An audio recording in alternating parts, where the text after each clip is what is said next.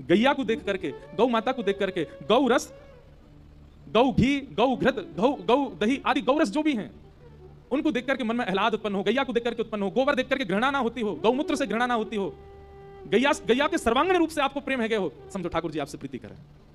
ये दो प्रमाण हैं ठाकुर जी के प्रेम के। या हमारे भैया गौशाला जाए के नहीं देखा करो, अगर गोबर से घृणा है रही है तो यूं समझ लियो ठाकुर जी को तुमसे घृणा है रही है, गौमूत्र से घृणा है तो यूं समझ लियो ठाकुर जी को भी तुमसे घृणा है। और ज्यादा गौशाला जाके गौ रस और गौ वस्तुओं से घृणा नष्ट हो जाए, समझ जाइयो नाच लियो बात ना बोले हाँ ठाकुर जी को हमसे प्रेम है क्यों, क्योंकि गैया हमको प्रिय लग रही है। ये कोई मनगणंत बात नहीं है, ये आचार्य के वाणी में लिखो है ये सब भाव। तो ढाणी को बोलो बड़े भैया ने 200 भैंस मांगी है, दूसरे भैया ने 700 गैया। नंद बाबा बोले देंगे, और बताओ और क्या चाहिए। ढाणी को बोलो महाराज आपको समझ आ रही है ना लीला, ढाणी को बोलो मैं सबकी बात मान करके आन लगो, इतने में ही मेरो बेटा बड़ो सुखदाई तैसे ही ताके साथी वाके काजे दीजो बाबा मद मदा तो हाथी। मैं अपने दोनों भैया की बात मान करके आपके लाला को आशीष दे, इतने में मेरा बेटा आ गया, और बेटा आकर के बोलो नंद भवन जा रहे हो, बोले हाँ, मेरी तरफ से नंद बाबा को आशीर्वाद दियो और बधाई में मेरे काजे मतवारो हाथी लेके आई हूं। नंद बाबा बोले हाथी का चाहिए भैया, बोले वो हाथी पे बैठ के सब जगह प्रचार करेगा और सब जगह बताएगा जी हाथी मुंह कहां मिलो, बोले नंद जी के लाला भयो बाकी बधाई में हाथी मिलो है। नंद बाबा बोले देंगे भैया, और बता और क्या चाहिए। तभी कहते हैं हाथी दीने, घोड़ा दीने और दीनी। ये पंक्तियां कहां से आई, ये ढाणी के प्रसंग में से आई। हाथी दियो, ढाणी को बोलो दो भैया और बड़े बेटा की बात मान के मैं जैसे आगे बढ़ो, इतने में छोटो बेटा मेरो आ गए हो, और वाने कहा मांगो छोटो सुत चंचल अति मेरो लाड़ चाव को जोड़ा वाके काजे दीजो बाबा 10 है राशि घोड़ा।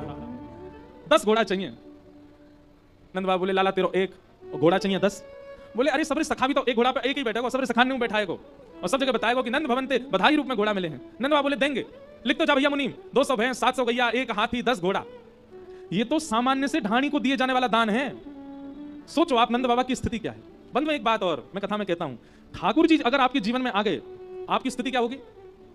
मैं कितनों लुटा दूं, कितनों बांट दूं, कितनों परोस दूं, अगर कोई आपको गले में कोई बहुत बहुमूल्य हार पहना जाएगा ना, आप यदि ठाकुर जी चित्त में होंगे, ठाकुर जी जीवन में होंगे, आप विचार नहीं करोगे, आप उतार करके दूसरे कोई प्रदान कर दोगे। संग्रह करने की इच्छा, आपको किसी ने कोई बहुमूल्य वस्तु दी और आपके मन में यह बात आती है कि इसको रखा जाए, इसको सजाया जाए, तो समझो भी ठाकुर जी दूर हैं। लेकिन आपके मन में कुछ भी आता है, घर में कुछ भी आता है, जीवन में कुछ भी आता है, आप बांट देते हो, आप नहीं रखते, स्वभाव ही नहीं रखने का।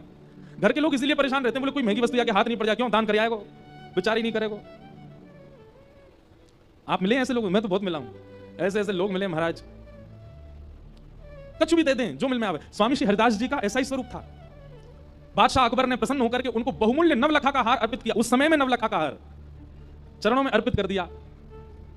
स्वामी जी महाराज ने हार देखा तो जब स्वामी जी गा रहे थे तो वहीं पास में हिरण बैठा था। स्वामी जी ने वो हार उठा करके हिरण के गले में पहना दिया। हार पहनते ही हिरण का बालक दौड़ करके जंगल में भाग गया। अब तो सामने बैठा बादशाह कहने लगा ये बाबा जानता नहीं है इतना महंगा मूल्यवान हार, उसमें कितने महंगे महंगे रत्न लगे थे, अरे इसका पूरा आश्रम बिक जाए तो भी नहीं आ पाएगा ऐसा हार, हिरण को पहना दिया। स्वामी जी उसके मन की बात समझ गए। स्वामी जी ने तुरंत ऐसा अलाप लगाया कि उस अलाप को सुनकर के असंख्य वनचर जीव वन में से निकल करके आए। गैया आई, घोड़ा आए, सुंदर सुंदर हिरण आए, और जितने वंचर जीव आए हर वंचर जीव के गले में वैसा ही हार जैसा अकबर ने चरणों में चढ़ाया था। स्वामी जी बोले ओ बादशाह, और तेरो बारो कौन सा है, ले जा इनमें निकाल के और दोबारा मत लियो यहाँ वृंदावन में, आयो बड़ो चढ़ावे। अकबर ने सिर झुका दिया, बोले क्षमा कर दो, गलती हो गई मुझसे। भैया वैष्णव को स्वभाव लेवे को कम होवे, देवे को ज्यादा। कल यहाँ पे बधाई लुटाएगी, आप सब एक दूसरे से छीन नहीं थे, पर नंद भवन की स्थिति भागवत जी में बताइए कैसी। नंद बाबा अटारी से लुटावे, लाखन के हार लुटावे, और जो लूट रहे हैं वो लूट करके पीछे वाले ने लुटा दें। कोई अपने पास रख नहीं रहा है, सब लुटाते जा रहे हैं। क्यों? क्योंकि सबके चित्त में श्री कृष्ण आए। अकेले नंद बाबा थोड़ी लुटा रहे हैं, सब लुटा रहे हैं। जाके जीवन में ठाकुर जी आ जाएंगे, वो लुटावेगा, वो रख ना सके। नंद बाबा लुटा रहे हैं। नंद बाबा बोले और बता भैया और कहा चाहिए। ढाणी को बोलो बाबा 2 भैया और 2 बेटान की बात तो मैंने आपको बताई दी। इतनी में मेरी एक छोटी बेटी है लाडली, अभी बिहाना भयो वाको। बेटी एक लाडली मेरी चलत आए भई ठाड़ी। बोले भैया के काज लेके आओगे, चाचा ताऊ के काज, मेरे काज कछु ना लाओगे। मैंने कि तू भी बता दे तेरे काज कहा लाऊं। बोली मैं नंद भवन जाऊंगी, लाला को आशीर्वाद देवे। मैंने कि चल। बोले ऐसे ना जाऊंगी तो नक सिकसों गहनों सब ले हूं तीहर से ती चोली। आहा, अपने पैर के नख से लेकर के सिक तक जितनो श्रृंगार होवे एक नारी को, उतनो श्रृंगार नंद बाबा से बनवा के लाओ बधाई के रूप में। वाकू पहन के श्रृंगार करके तब जाऊंगी लाला को मिलवे। नंद बाबा प्रसन्न हो गए, बुलाए, बोले भैया जो भी हो या की बेटी को नाप लेके आओ, सुंदर सुंदर आभूषण बनवा करके भिजवाओ, जल्दी आनी चाहिए लाला को आशीर्वाद देवे। आहा, नंद बाबा बोले और बता भैया कोई रह तो ना गया तेरे घर में। ढाणी को बोलो अभी तो बहुत लोग हैं। बोले तू बता तो जा। हम आप में से कोई होता तो भगाई देतो, लेकिन नंद बाबा ऐसे नहीं है ना। और बता, और क्या चाहिए? बोले बेटी की बात बता दी, 2 बेटान की बात बता दी, 2 भैयान की बात बता दी। इतने में ही मेरे बड़े बेटा की बहू आई। वो वाने कहा मांगो, वाने आकर के मुझसे कही, मेरे पिताजी ने आपके लाला से मेरो ब्याह या मारे करायो क्योंकि आपके यजमान नंद बाबा है। मेरे घर में सब यूं के, अरे भैया जिनके यजमान नंद बाबा उनके घर में कितनी संपत्ति आती होगी, पर जब ते मेरो ब्याह भयो तब ते मैंने कोई संपत्ति ना देखी। अब बहुत दिनों बाद जब हमारे यजमान के घर लाला भयो है तो मेरी एक ही कामना है, कहा बेटा बधू लाज तजमो सो घूंघट मुख दे बोली, सहित कहार पाल की ले हो सोजो भरियो गाड़ी।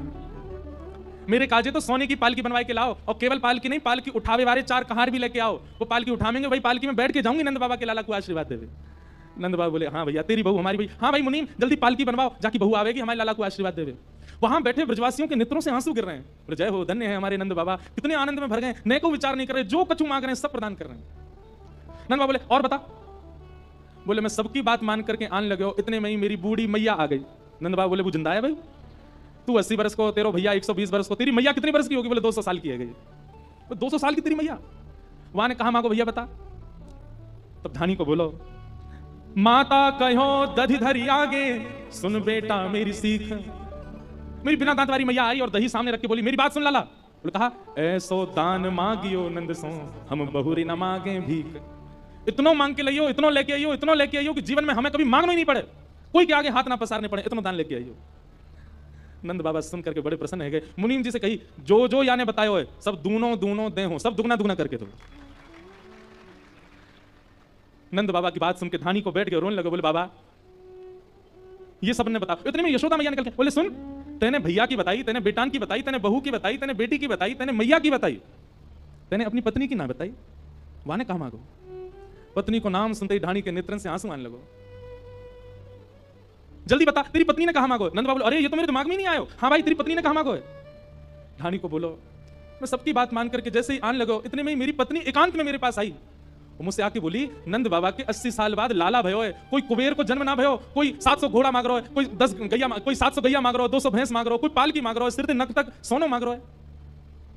मेरी पत्नी ने मुझसे एक बात कही, कहा तब बोली मेरी घरवाली, नीके नीके जइयो और थोड़ो दे बहुत कर मानो, पर लाज राख घर आइयो। आप जा रहे हो नंद बाबा के यहाँ, नंद बाबा इतने व्यस्त हैं, 80 वर्ष बाद लाला भयो है। यदि नंद बाबा प्रसन्न है करके एक फूटी कौड़ी आपके हाथ में धर देना, सिर पे धारण करके घर आइयो, हमारी लाज रख के आइयो। नंद बाबा के यूं नहीं सोचे, अरे भैया कैसे मांगता आयो, इतना मांग रहा हो, इतना मांग रहा है, हमारी लाज रख के आइयो, इतना ज्यादा मांग करके मत आइयो। आपको सौगंध है, इन सबन की बात बता जरूर दियो, पर लेके कछु मत आइयो नंद बाबा से, बस प्रेम लेकर के आइयो, लाज हमारी रख करके आइयो। ढाणी की पत्नी की बात सुनकर के यशोदा मैया नंद बाबा रोने लगे। और नंद बाबा बोले, ढाणी के तेरे मनोरथ से हमारे घर लाला भयो है, तेरी इच्छा से हमारे घर लाला भयो है। भैया देख, सौगंध टूटे सो टूटे, सौगंध लगी भैया तो को, लेकिन हम नहीं मानेंगे। अब यूं कह दियो पत्नी से जाकर के, सबन ने तो एक एक मांगो, पर नंद बाबा ने दुगनो दुगनो करके दियो, या हमारी सौगंध कट गई, अब तू सब लेके जा, अपने संग लेके जा। और नंद बाबा ने सब, जैसे ही नंद बाबा ने इतनी सामग्री प्रदान करी है, सब ब्रजवासी हल्ला करने लगे, नाचन लगे। हाथी दीने, घोड़ा दीने, और दीने पालकी, बालकन को लाडू लाडू पेड़ा, बूढ़िन को लापसी, छड़े दीने, कड़े दीने, बिंदी दीने भाल की, नंद घरा आनंद भयो, जय कन्हैया लाल की। सब ब्रजवासी आनंद में भर गए, नाच रहे हैं, गा रहे हैं, उत्सव मना रहे हैं, आनंद में भर गए सब ब्रजवासी। और तभी वहां पर पूतना नाम की राक्षसी का आगमन हुआ। बहुत ध्यान से सुनिएगा। पूतना आई, अत्यंत सुंदरी बनकर के आई पूतना। रूप का ऐसा सौंदर्य जिसको देख करके सब मोहित हो गए। असंख्य बालकों को मार चुकी थी ब्रजमंडल में। गोकुल आई, गोकुल में जैसे उसने अपने पैर रखे, उसकी नूपुरों की ध्वनि, उसकी गजगामिनी चाल, उसके कटाक्ष नेत्र, उसकी मधुर मुस्कान, उसके वस्त्र, उसका सब कुछ सबको मोहित कर रहा था। बहुत ध्यानपूर्वक सुनिएगा सब लोग। पूतना राक्षसी है, पर रूप बदल करके आई है। क्यों? ताकि विश्वास उत्पन्न कर सके सबके चित्त में। सब लोग नाच रहे, गा रहे हैं, उत्सव मना रहे हैं, लेकिन जैसे ही पूतना सबके बगल से निकलती है, उसकी तन की सुगंधी सबको अपनी ओर आकृष्ट कर रही है। और सब घूम घूम करके देख रहे हैं, ये कौन आया? अरे या की चाल तो देखो, या को मुखमंडल तो देखो, या को श्रृंगार तो देखो। सब मोहित हो गए पूतना पर। नंद भवन में पूतना ने प्रवेश किया। नंद रानी यशोदा ने भी उसके स्वरूप को देख करके विचार नहीं किया, लगा कि इतनी सुंदर है, और सहज भाव से अपने पुत्र को प्रदान कर दिया। लाला दे दिए, ठाकुर जी दे दिए पूतना की गोद में। जैसे ही पूतना ने गोद में ठाकुर जी लिए, तो कितना बड़ा दुर्भाग्य पूतना का, सब पूतना पर मोहित हुए, पर ठाकुर जी ने अपने हाथ धर लिए। 6 दिना के हैं अभी ठाकुर जी, 6 दिना के ठाकुर जी ने अपने नेत्र बंद कर लिए, नहीं देखी पूतना। भैया एक बात ध्यान से सुनियो, 1 लाख लोग बिहारी जी का दर्शन करते हैं, ये बड़ी बात नहीं है, पर 1 लाख भक्तों में, 1 लाख श्रद्धालुओं में बिहारी जी किसको देखते हैं, ये बड़ी बात है। बिहारी जी की दृष्टि कौन पे पड़ रही है? कथा में भीड़ कितनी है ये बड़ी बात नहीं है, सुनने वाले कितने हैं ये बड़ी बात है। और सुनता वही है जिसको ठाकुर जी चाह रहे होंगे। या हमारे भैया ऐसे बन के जाओ कि ठाकुर जी की दृष्टि पड़े आपके ऊपर, और कथा आपको ऐसा ही बनाती है कि ठाकुर जी की दृष्टि पड़े, ठाकुर जी की निगाह पड़े आपके ऊपर, ठाकुर जी आपको देखें। सूरदास जी जब दर्शन करने जाते थे उनको ठाकुर जी नहीं दिखते थे क्योंकि नेत्र नहीं थे, पर ठाकुर जी को सूरदास जी दिखते थे।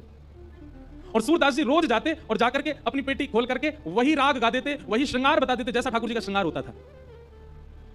सूरदास जी की परीक्षा लेने के लिए आज गोसाई जी ने ठाकुर जी निर्वस्त्र खड़े कर दिए। आज देखें सूरदास कहा गावे को, रोज कपाट खुलते सूरदास जी कहते आज तो ठाकुर जी ने लीले पीतांबरी पहनी है, ऊपर मोतिन की माला पहनी है, आहा कैसा टिपारो धारण किया है, कानन में मत्साकृत कुंडल पहने, और जैसे जैसे सूरदास जी बोलते वैसा ही श्रृंगार ठाकुर जी का। आज गोसाई जी ने ठाकुर जी निर्वस्त्र ही खड़े कर दिए। ठाकुर जी तो निर्वस्त्र ही बढ़िया लगे, हर स्थिति में बढ़िया लगे। सूरदास जी जैसे ही गए, गोसाई जी ने जैसे ही कपाट खोले, कपाट खोल करके सब दर्शनार्थी तो मुख पे हाथ, ओहो सब ऐसे करें ठाकुर जी को देख के। सूरदास जी जोर जोर से हंसने लगे। गोसाई जी बोले कहो सूरदास ठाकुर जी कैसे लग रहे हैं, ठाकुर जी को आज श्रृंगार कैसा है? सूरदास जी बोले आज तो ठाकुर जी बहुत ही प्यारे लग रहे हैं। बोले वो तो लग रहे हैं लेकिन लग कैसे रहे हैं ये तो बताओ, आज पोशाक कैसी है ठाकुर जी की? सूरदास जी गाने लगे, मोतिन माल गले उर साजे, छवि के उठत तरंगा, आज हरि देखे नंगम नंगा, आज हरि देखे नंगम नंगा। वो गोसाई जी आज तो ठाकुर जी ने केवल एक मोती की माला पहन की और ऊपर से नीचे तक कुछ पहनो ही, आज तो ठाकुर जी नंगे खड़े हैं। ये बात सुनते ही दर्शनार्थी जितने खड़े थे सबने सूरदास जी को प्रणाम किया। सूरदास तुम्हारे पास नेत्र नहीं है, कैसे देख लेते हो तुम? सूरदास जी कहते हैं भैया तुम सबन को नेत्र ठाकुर जी ने हमारे दिए कि तुम ठाकुर जी को देखो, मुंह को नेत्र ना दे करके ठाकुर जी ने ये योजना बनाई, सूरदास तो मैं देखूंगा, मैं तो देखूंगा, या हमारे तो नेत्रन की आवश्यकता नहीं है। अपने आप को ऐसा बनाओ, वृंदावन में भीड़ करने से कोई फायदा नहीं, वृंदावन जाने से कोई फायदा नहीं। आप कोई बहुत श्रेष्ठ बनकर के वृंदावन चले गए, निश्चित आपको वीवीआईपी दर्शन हो जाएगा। संसारी श्रेष्ठ बन के जाओगे तो वीवीआईपी दर्शन हो जाएगा। वृंदावन जाओ तो ऐसे बन के जाओ कि लाखों में पीछे भी खड़े हो तो ठाकुर जी तुमको देख लें, ठाकुर जी की दृष्टि पड़े, ठाकुर जी को अनुग्रह, और ऐसे बन के जाओ कि ठाकुर जी की दृष्टि के अधिकारी बनो। पूतना ने ऐसा श्रृंगार किया, ठाकुर जी ने उसको नहीं देखा, सब उसके रूप पर मोहित हो गए पर ठाकुर जी मोहित नहीं हुए। पूतना ने अपने पयोधर को भगवान के मुख में जैसे दिया, भगवान ने पहले तो विष को पिया, रस तत्वों को पिया, दुग्ध को पिया, अंत में प्राण ही शमम रोष शमन, जैसे ही भगवान ने उसके प्राण पीने प्रारंभ किए, पूतना का तो रूप राक्षसी बनने लगा, नेत्र विशाल होने लगे, केश जड़ जैसे होने लगे, बड़े बड़े नाखून, विशाल विकराल स्वरूप धारण कर लिया, सामुंच मुंचाल मिति प्रभाषणी, भगवान को पकड़ करके दूर खींचने लगी। लेकिन ठाकुर जी ने गाढ़म कराभ्याम ऐसा कसकर के उसके पयोधर को पी रहे हैं, ठाकुर जी की दूर नहीं कर रहे हैं। सामुंच मुंच, अरे लाला छोड़, अरे बालक छोड़, चिल्ला रही है पूतना, पर ठाकुर जी ने नहीं छोड़ा। हमारे पूज्य पिताजी महाराज आज कथा में आएंगे, वे कहते हैं, बोले जैसे ही पूतना ने कही ना अरे लाला छोड़, अरे बालक छोड़, तो नेक्स्ट से ठाकुर जी 6 दिन के ठाकुर जी बोल पड़े, मौसी जी हम पे तो पकड़ो ही आवे, छोड़ो ना आवे, और जाकू पकड़ लें फिर तो ठिकाने लगा के छोड़ें। अगर राक्षस हाथ में आ गए तो वाकू भी ठिकाने लगा दें, और भक्त हाथ में आ गए तो वाकू ठिकाने लगा दें। बस एक बार हाथ में आना चाहिए मेरे, अब आप हाथ में आ गई हो, अब तो ठिकाने लगा के छोड़ूंगा। 6 दिन के ठाकुर जी बोल गए, ये दृश्य देख करके ही पूतना के प्राण निकल गए। बोलो पूतना मर्दन भगवान की। 6 दिन के ठाकुर जी ने पूतना को मार दिया।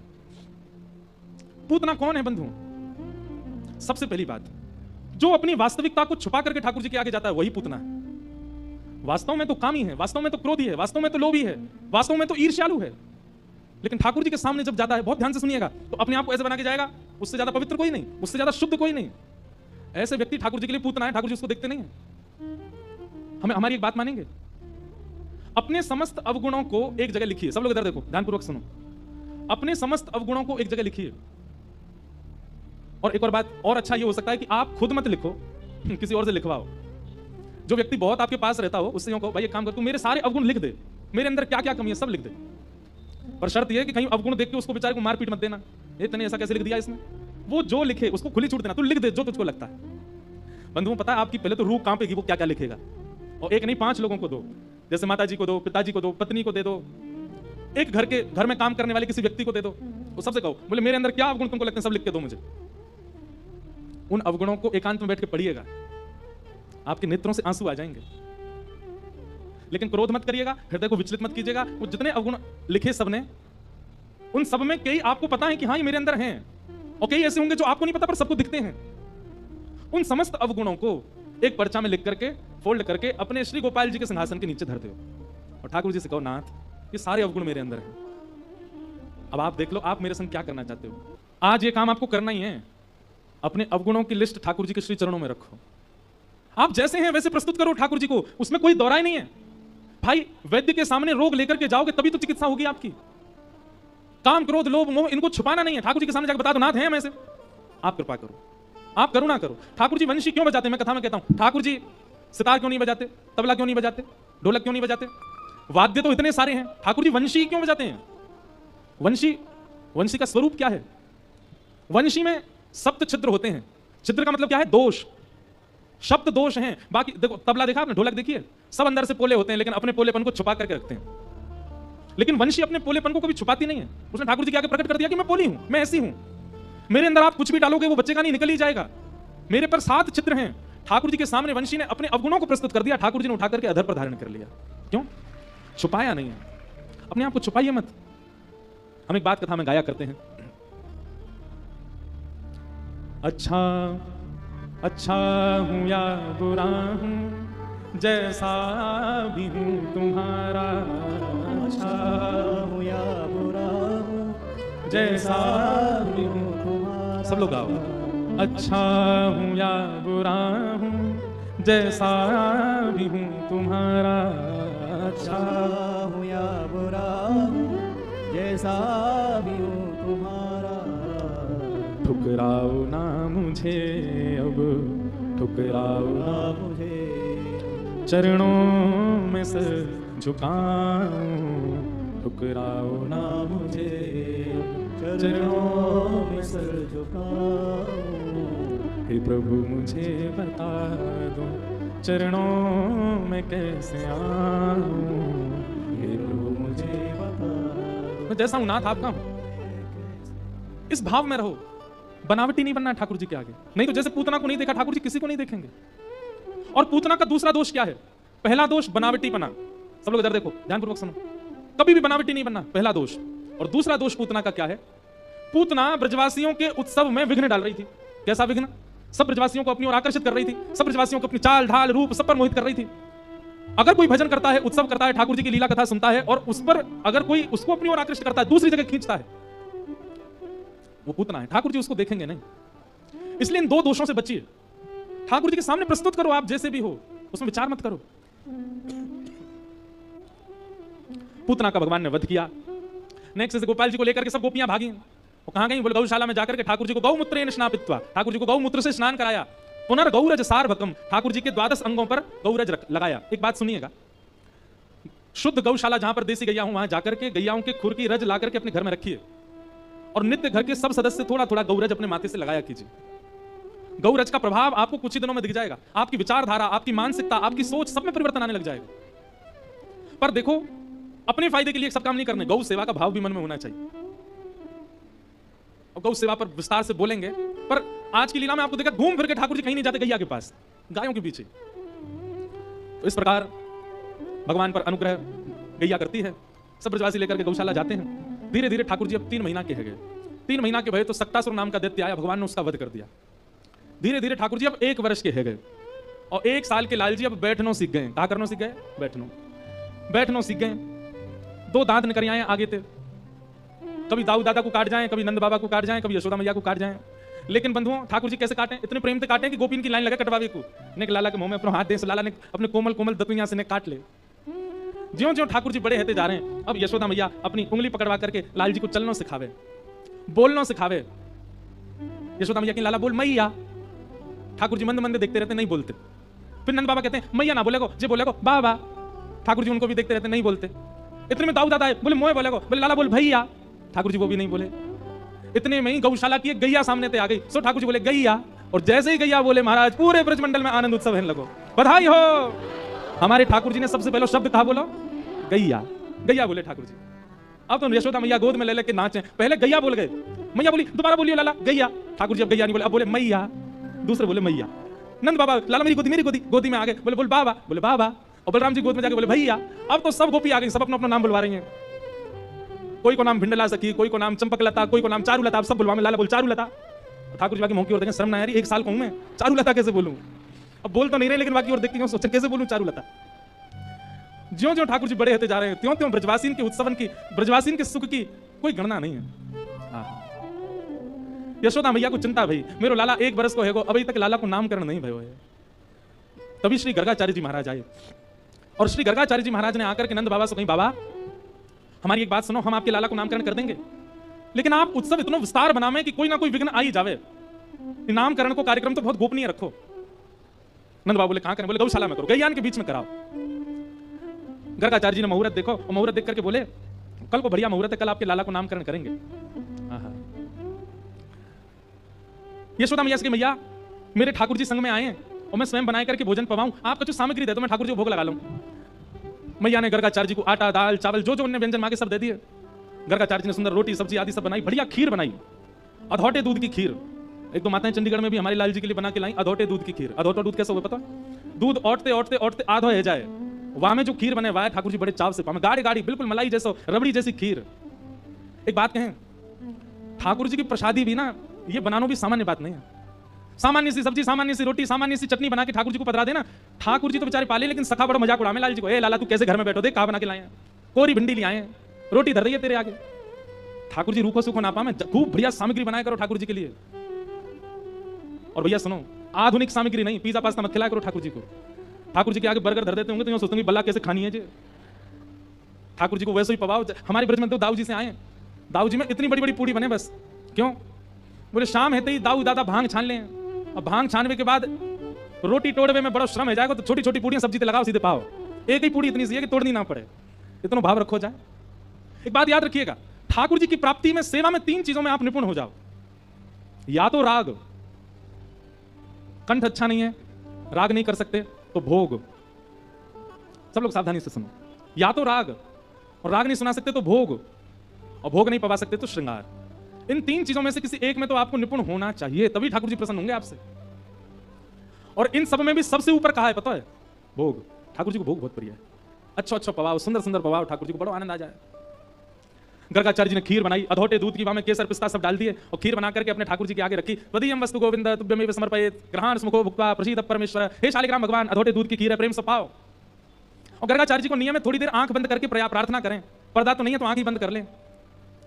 इतने में ही भीतर खेल रहे ठाकुर जी दाऊ दादा तो इशारों करें, ए दाऊ दादा ये भगत आयो है, बहुत जोर की खीर बनाई है मैंने, मेरा तो मन कर रहा हूं मैं खावे जा रहा हूं। ठाकुर जी से बोलना नहीं आता है, पर दाऊ दादा से इशारे में बात कर लेते हैं। दाऊ दादा बोले हाँ लाला चलो जाके प्रेम से पाके आ, और बढ़िया लगे तो मुंह बताइए मैं चल दूंगा। ठाकुर जी गुटमन गुटमन गुटमन चल करके गए और बाहर जाकर के गर्गाचार्य जी के बाहर ठाकुर जी के सामने थाली धरी और वहां में से खीर को पात्र उठाया और पात्र उठा करके प्रेम से ठाकुर जी तो ले करके प्रेम से पान लगे, नाक में लग गई, होठन में लग गई, गाल में लग गई, सब जगह खीर पोत ली। गर्गाचार्य जी के थोड़ी देर में नेत्र खुले, जय हो मेरे शालिग्राम भगवान। जैसे प्रणाम करके भोग की थाली देखी तो वहां में तो खीर को पात्र ही नहीं है। जैसे बगल में देखी सुनेक से गोपाल जी बैठे हैं, नीचे खीर फैला ली, अपनी जांघन पे लगा ली है, मुंह पे लगा ली है, बारन में लगा ली है, सब जगह खीर लग रही है। गर्गाचार्य जी बोले अरे यशोदा देख तेरो नटकट लाला, मेरे ठाकुर जी की भोग को झूठो कर गए हो। मैया मुझको दोबारा सामग्री दे दे, मैं दोबारा बनाऊंगा, तेरे लाला ने सब झूठो कर दियो। यशोदा मैया आई बाबा क्षमा कर दियो, जे ऐसा ये नेक चंचल स्वभाव को है, आप बुरा मत मानियो। ना बुरा काई को मानूंगा, तो दूसरी सामग्री मैं फिर बना लूंगा। अब ये तो झूठा है, तो ठाकुर जी को भोग लगेगा नहीं। ठाकुर जी मनी मन सोच रहे हैं दारी के हम सांची में भोग लगा रहे हैं और तू क्यों लग रही है, अभी भोग ना लगो, बोलना जाने ना है अभी। यशोदा मैया ने ठाकुर जी उठाए भीतर कर दिए, ठाकुर जी भीतर चले गए। दाऊ दादा बोले कैसी रही लाला खीर? ठाकुर जी बोले है तो बहुत जोर की, लेकिन भगत बड़ो बेकार है, शिकायत कर दे मैया। कोई बात ना लाला, तू तो भक्त वत्सल है, तू तो कृपालु है, सबन पर दया करे, कोई बात ना बैठ जा। थोड़ी देर में गर्गाचार्य जी ने फिर से प्रसाद बनाया, अब की बार और सुंदर खीर बनाई और जैसे ही ठाकुर जी को पधराई, अंदर खेलते खेलते ठाकुर जी फिर रुक गए। दाऊ दादा बोले कहा लाला? बोले फिर से खीर बनाई है, सोच रहा हूं जाऊं कि नहीं जाऊं। बोले अरे काहे ना जाओ, जा जल्दी जा पाके। बोले जो शिकायत कर दे। बोले अब क्या ना करो, जा पा ले। ठाकुर जी फिर से गुटमन गुटमन गए और खीर उठा करके प्रेम से पान लगे। गर्गाचार्य जी के नेत्र खुले, जैसे ही ठाकुर जी को फिर से देखो, गर्गाचार्य जी तो खड़े ही गए, अपने ठाकुर जी समेटने लगे। यशोदा मैया हम तो कहीं और जा रहे हैं भैया, ये तेरो लाला तो बार बार आके झूठो कर दे, भोग ही ना लगान दे रहो ठाकुर जी, हम तो कहीं और जाके प्रसाद बना लेंगे। यशोदा मैया बाबा ऐसा मत करो, ऐसा मत करो, आप विराजो यहीं पे, यहीं प्रसाद बनाओ। ये तो सौभाग्य है कि हमारा लाला केवल खीर खा रहा है, नहीं तो या के मन में आ जाए तो शालिग्राम भगवान को खा जाए। शालिग्राम भगवान या को गुलाब जामुन से लगे, नंद बाबा तो सेवा आदि करके अपने ठाकुर जी को ऊपर धर के जाए, कहीं लाला को हाथ नहीं पहुंच जाए। ऐसी ठाकुर जी की मधुर लीला। गर्गाचार्य जी ने तीसरी बार खीर बनाई और खीर बना करके जैसे ही अपने ठाकुर जी को पधराई, यशोदा मैया ने लाल जी को ले जाकर के कक्ष में बंद कर दिया भीतर, अब के नहीं आएगा। अब की बार गर्गाचार्य जी ने जैसे ही खीर बनाई, ठाकुर जी खिड़की में से देख रहे हैं और गर्गाचार्य जी से कह रहे हैं अब की खीर बना तो बताऊंगा मैं। गर्गाचार्य जी भी कह रहे हैं शैतान बालक बार बार झूठा कर जाता है, दारी के शैतानी तो अभी देखी ना है तेने, अब के बना। गर्गाचार्य जी ने अब के जैसे खीर बनाई, ठाकुर जी नीचे उतर के आए, दोनों किवाड़ खोली, बाहर गए और बाहर जाकर के महाराज जैसे ही गर्गाचार्य जी नेत्र बंद करके बैठे थे, खीर को पात्र उठायो, प्रेम से मुख में भर के पान लगे। गर्गाचार्य जी ने अचानक नेत्र खोल के देखो, पता तो चल गई कि लाला आगे होगो। नेत्र खोल करके जैसे ही देखे महाराज तो नेक्स्ट से गोपाल जी, छोटे से गोपाल जी के बैठे बैठे चतुर्भुज रूप प्रकट है गए, शंख चक्र गदा पद्म धारण कर लिए। श्री गर्गाचार्य जी को दर्शन करा दियो। अरे भैया सांची जय जय हम ही हैं, शालिग्राम भगवान हम ही हैं, ये नारायण भगवान हम ही हैं, तुम्हारो भोग वास्तव में पा रहे हैं, 2 बार से हमारे हाथ छीन रहे हो। गर्गाचार्य जी चरण में गिर के बोले भगवान क्षमा करो, मैं आपके रूप को पहचान नहीं पाया। और श्री गर्गाचार्य जी को प्रेम से ठाकुर जी पवान लगे। गर्गाचार्य जी ने भगवान का नामकरण संस्कार किया। ठाकुर जी ने गर्गाचार्य जी से मना कर दिया, मैया को मत बताइयो मैं कौन हूं। मैया को तो यूं ही लगन दियो कि मैं तो लाला हूं, मैं तो छोटा सा गोपाल हूं, कहीं पता चल गई कि मैं भगवान हूं तो मंदिर में दियाएगी मैया मुझको, पुजारी ने कहेगी दिन रात की सेवा करेगा और भैया भगवान है। मैया को मत बताइयो कि मैं भगवान हूं, मैया से तो यूं ही कहियो मैं लाला हूं। गर्गाचार्य जी बोले जो आ गया भगवान। ठाकुर जी ने नामकरण संस्कार गर्गाचार्य जी ने किया और क्या नाम रखा, शुक्ले रक्तस्तथा पीत इदानीं कृष्णतां गत, इदानीं कृष्णतां गत। मैया आपको ये लाला कभी रक्त वर्ण को भयो, कभी श्वेत वर्ण को भयो, अब की बार आपको ये लाला कृष्ण वर्ण को है, या हमारी मैया को नाम रखूं कृष्ण। बोल बाल कृष्ण लाल की। ठाकुर जी का नाम कृष्ण रखा गया। अब जब से लाल जी को नामकरण संस्कार भयो है, ठाकुर जी तो और उधम मचाने लगे हैं। अब तो नेक नेक ठाकुर जी चलना सीख गए। यशोदा मैया हाथ पकड़ करके चलवावे और जैसे अपनी उंगली छोड़ दे, ठाकुर जी दोनों भुजा ऊपर करके धीमे धीमे अपने चरण आगे रखें और नेक चल के फिर धड़ाम से गिर जाएं और फिर रोमें। मैया बोले लाला कहाँ है गो। ठाकुर जी धरती की तरफ इशारा करके कहीं जाने मारो, जो मार रही है मुंह को। यशोदा मैया धरती को मारे, सोई लाला प्रसन्न है जाए। कभी लाला दहली चढ़ना सीखे, कभी लाला पल्लू पकड़ करके मैया के संग जावे। ऐसी मधुर मधुर लीलाएं ठाकुर जी की। अब ठाकुर जी धीरे धीरे 2.5-3 वर्ष के है गए। इतने में यशोदा मैया की जेठानी आई घर पे। जेठानी समझते हैं, समझते हैं जेठानी मतलब पति के बड़े भैया की पत्नी जेठानी। नंदरानी जी की जेठानी आई, बूढ़ी बड़ी जेठानी। अब जैसी जेठानी आई तो नंदरानी बोली अरे कन्हैया ओ लाला यहाँ पे आ, देख तेरी बड़ी बड़ी अम्मा आई है, जल्दी प्रणाम कर। और ठाकुर जी अपने नेत्र खोल के बड़े बड़े नेत्रन से नीचे से ऊपर तक देख रहे हैं। यशोदा मैया बोली लाला कहाँ देख रहा है। ठाकुर जी बोले मैया तू यूं कह रही बड़ी मैया आई है, बड़ी अम्मा आई है, मैं यूं सोच रहा हूँ कहाँ से बड़ी है, या को मुंह भी छोटा सा, या के हाथों छोटे से, या के पाँव छोटे, या को पेटो छोटा सा, जे बड़ी कहाँ से है। ए लाला ऐसी बातें ना करो, करे बड़ी बड़ी अम्मा आई है प्रणाम कर। ठाकुर जी ने प्रणाम नहीं करी। यशोदा मैया बोली काय प्रणाम ना करो। बोले मैया पहले यहाँ पे आ। यशोदा मैया जैसे पास गई बोले नीचे मुँह कर कान में बोलूंगा। यशोदा मैया ने कान नीचे क्यों बोल। ठाकुर जी बोले प्रणाम करवे तो मुँह कहाँ मिलेगा, मैं जाकू प्रणाम करूंगा तो मुँह कहाँ मिलेगा। यशोदा मैया बोली तो कहा चाहिए जे बता। बोले मैया या तो यूं कह दे मेरो जल्दी ब्याह जाए जब मैं आपको प्रणाम करूं। यशोदा मैया बोली हे चल पागल बात बनावे, जल्दी प्रणाम कर, बड़ी अम्मा आई है। ठाकुर जी छोटे छोटे से हाथ, छोटे छोटे से पाम, ऐसे पैर छू नहीं रहे। ठाकुर जी दंडवत लेट गए जमीन में और अपनी छोटी छोटी उंगली से बड़ी अम्मा के पाम के अंगूठा उंगली को ऐसे कुरेद रहे हैं। ठाकुर जी प्रणाम कर रहे हैं। अब ठाकुर जी के उंगली के स्पर्श है ही बड़ी अम्मा के तो इतना प्रेम उमड़ो, इतना प्रेम उमड़ो। अम्मा ने उठाए करके ठाकुर जी अंक से लगाए लिए, अंक से लगा के बोली अरे मेरो लाला, अरे मेरो कन्हैया, मेरे लाला के रोम रोम के ब्याह जाए, इतने ब्याह हो मेरे लाला के कि खूब सारी बहू आ जाए घर में।